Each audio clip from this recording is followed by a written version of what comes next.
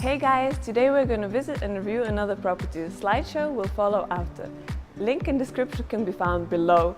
This review is brought to you by @hotels.net. Let's start.